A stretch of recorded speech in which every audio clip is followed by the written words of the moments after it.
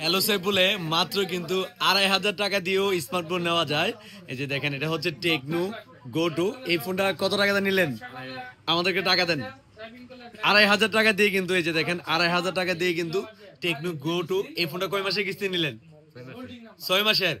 আর এই যে উনি মুরব্বী আঙ্কেল, উনি নিয়েছেন হচ্ছে টেকনোর এই যে এই ফোনটা, এটা হচ্ছে স্পার্ক 40। কত টাকা দিয়ে নিলেন? ৫,০০০ টাকা দিয়ে। এই যে দেখেন, ৫,০০০ টাকা আমার হাতে।